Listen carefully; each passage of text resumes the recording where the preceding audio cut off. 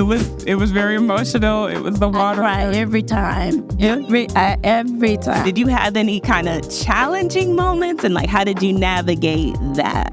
So the things that I want to say that I don't always say out when I get home, I'm like, when you go back, you better say this, you better say that, and you better do this. What would you say to someone, apart from, of course, being yourself, what is your advice to other women, to other even, pastors' wives, clergy, spouses? So greetings and welcome to the Enlightened First Lady Show. I'm your host, Lady Cara Payne, and I am here today with Lady Susie Hollingsworth. I am so excited about this interview today. I have literally grown up from a child watching Lady Susie, admiring her. And so I'm so excited to be sharing this space with you today. And so, Lady Susie, just tell our listeners and our viewers just a little bit about yourself. I am a native Floridian, Tallahassean. I grew up as a PK as well as you did. So I've been in the AME church all of my life. So I always say from the cradle to the grave. This is Susie. Awesome. And so you have now been a first lady for how long? 33 years in December. Wow. And I feel like I'm just getting started. So talk to me about your husband. How did you two meet? Was he already in ministry when you met, or did that happen later after you'd already been married? Tell me that story. He was actually my pastor.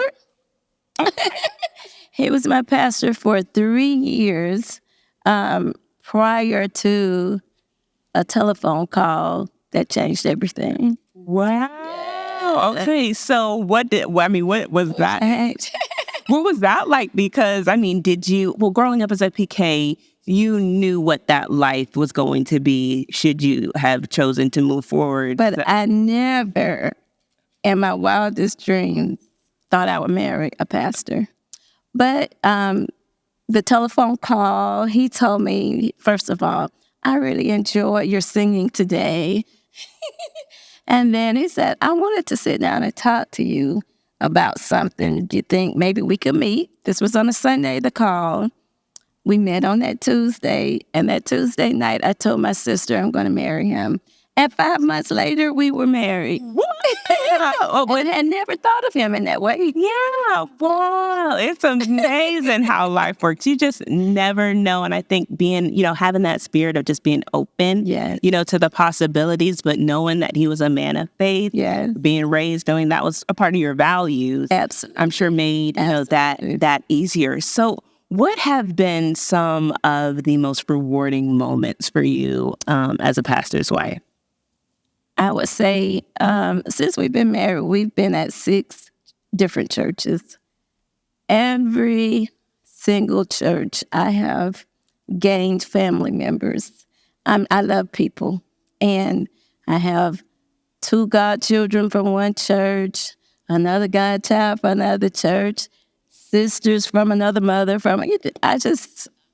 The people that have come into our lives, and not just my life, but my sisters, my whole family, they just all embrace them as family now. Yeah, and I think that's so interesting. So I want to stop there and just kind of give some context to those that may be listening, that we are both pastors' wives in the African Methodist Episcopal Church.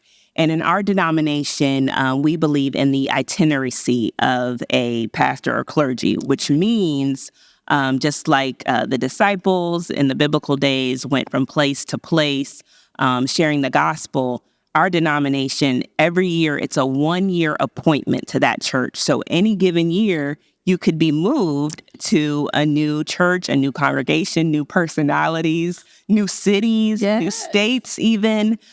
So it does create an interesting dynamic, I think, for us. But like you said, I also grew up as a PK.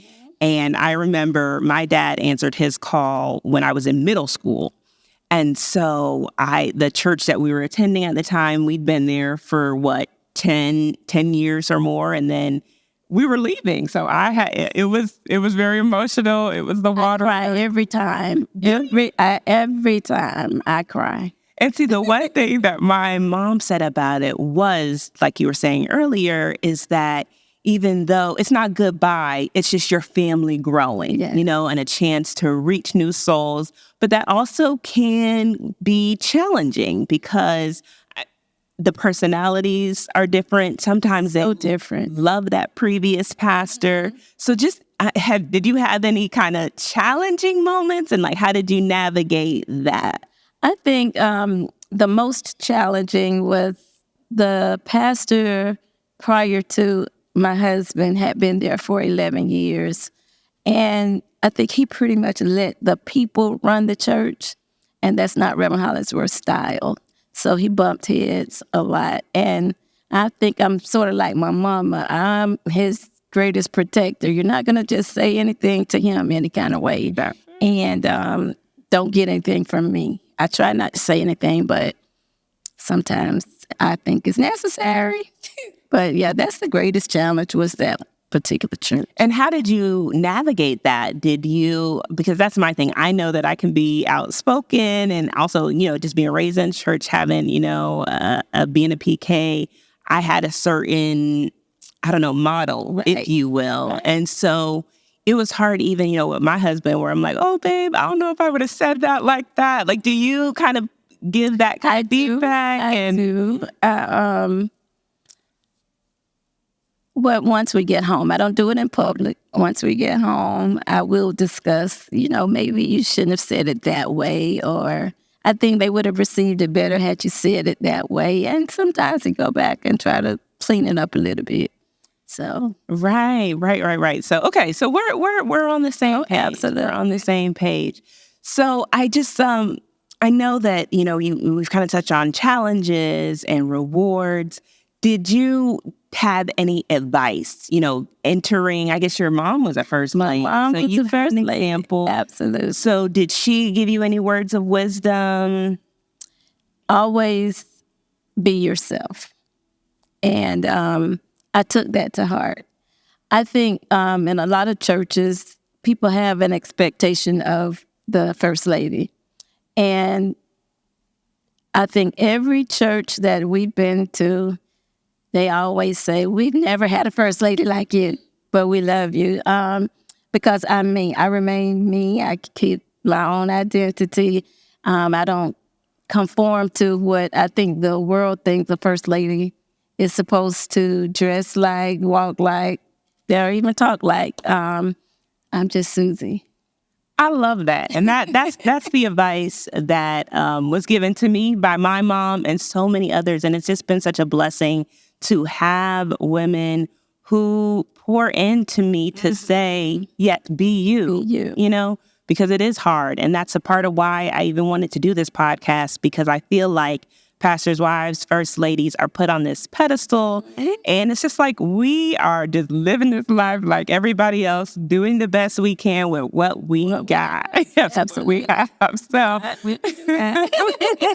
So I just want to, continue to elevate our stories and share them. And again, so I'm so grateful for you being here. So I guess what would you say to someone, apart from, of course, being yourself, what is your advice to other women, to other even, pastors' wives, clergy, spouses that are on this journey? What other advice or words of wisdom do you have for them?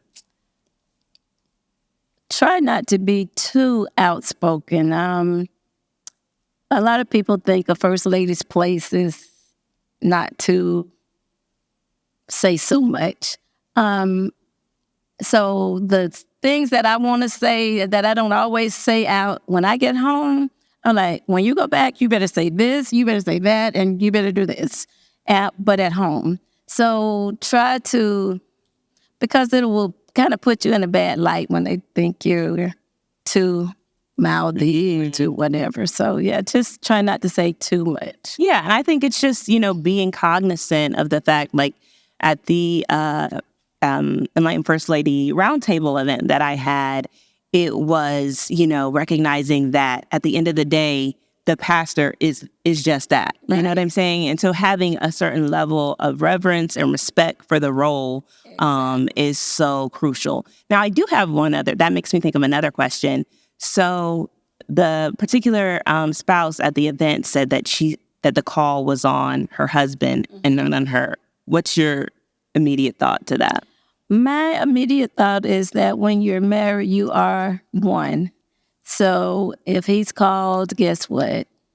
You're called as well. That's my thought on it. What do you think? What's your favorite? I know you're a songbird, and so what is your favorite thing to do in ministry alongside your husband? Knowing him as well as I do, I've been his musician before we got married, so I kind of know his favorite songs. I kind of know what song is going to set the mood for him when it's time to preach. And I've almost been a musician almost every church, not every church, but I've been able to be there to set that mood for him, or set the tone for him through my music ministry. That is beautiful. That is beautiful. It's honestly goals. I get so nervous when it comes to singing. Like I feel like that's a gift. You've been singing with me since you were this little. But it's just like, to be out front. I don't know. I guess I need to pray about that one a little more. And like, since becoming a mom, I have not been in the choir, and I miss it. And it's, just, I think, a conversation I need to have so I can, start going to the rehearsals and stuff. But that new dynamic has definitely been an adjustment. But it's been great because now Deuce is, being raised in the church, and he's just so excited. He even said earlier this week, he was like, Mom, I don't want to go to school. I want to go to church. And I was like, I was like, it's not today, honey. But it was really, really sweet. Well, I just thank you so much for, your time, your candor. This means the world to me. So just any other, closing thoughts? I would just like to say how proud I am of you. And everybody don't know, but I have known you since you were maybe middle school. I don't know. I won't say this little, but since she was a little girl. And I've watched her grow. And I know that she's had a great role model. Your mom, I love both of your parents are just great. And your siblings, I just love the love that you all have for each other. And it's the same thing I'm blessed to have with my family. So that family dynamic and the support that you have and the support that I've had is just golden. And I'm just so proud of you. Keep up the good work. Thank you so much. And now I don't think you shouted out your church. Like, how can people find y'all? How can they connect with you? We are at Bethel AME Church, York Street, Monticello, Florida, every Sunday at 10 a.m. And our Bible Discovery Hour is on each Wednesday at 7 o'clock p.m. So Bethel AME Church, Monticello. Come see us. And your hubby, we didn't give him a shout out. The Reverend Herbert L. Hollingsworth. He's been a pastor. I think he's been a preacher since he was 13 years old, and now he is 71 years old, and he's still preaching. So he loves the Lord. Wonderful. That is so beautiful. I can't, my cheeks are hurting from smiling so much. Well, thank you so much, Lady Susie, for your time, for just being open and authentic in this space, because that's what this is all about. So It's been my pleasure. I so appreciate you.